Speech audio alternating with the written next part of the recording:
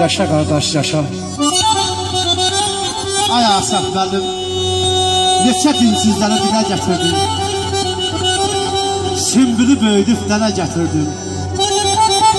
Ay Əhbər mənim, çölümdən avarsa sənə gətirdim. Ay Əhbər mənim yolumu kəsə bilmədi. Nə sərhəd, nə dəmir, nə daş, nə qaya. Ay İsmət, səni sevmək üçün gəldim dünyaya, gəldim dünyaya.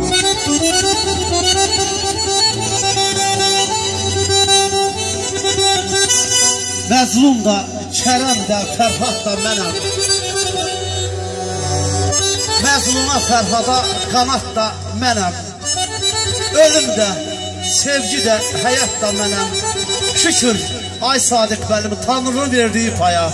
Səni sevmək üçün, ay mənim ürəyim, gəldik dünyaya, gəldik dünyaya, gəldim dünyaya. Eşq olsun, dostlarımız var. Qırdı qələbimi, qırdı qələbimi.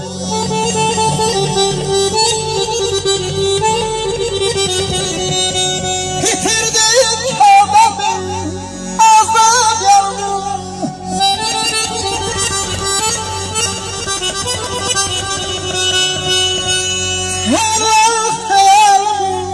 Lahca kəllimi, almadım, almadım, oynatmadım.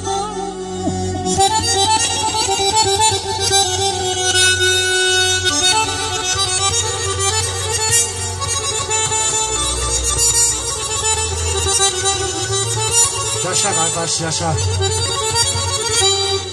Ay Pərviz mənim, tarı qucağında qoza tarzan.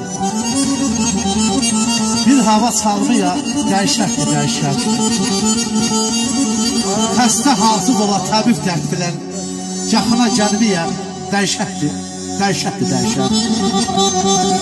Ey dostlar, gözün günahından düşəsən qana, buzdan odalasan varlığın yana, dərdim səfərə Azərbaycana, sevginin duymaya dəhşətdir, dəhşət. 100 ömürdə bircə dəfə yaz ola, min kədərə bir ötəri naz ola, taxtlağa məzarın tanınmaz ola, bir kimsə görməyə dəhşətdir, dəhşətdir, dəhşət.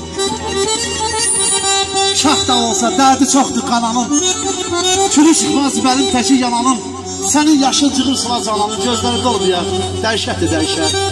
Yaqub deyər, axır azar budur ya, olacaqdır günü xazar budur ya, gecələr bəsləri gözəl budur ya. Ay Asaf mənim, heç kimə qalmaya dəhşətdir, dəhşət. Asaf mənimin səsini eşitməyən, ondan da dəhşətdir, dəhşət. Buyur Asaf mənim, eşit olsun. Ay, kölgəyə bir də kölgəyə. Yer yer qurban,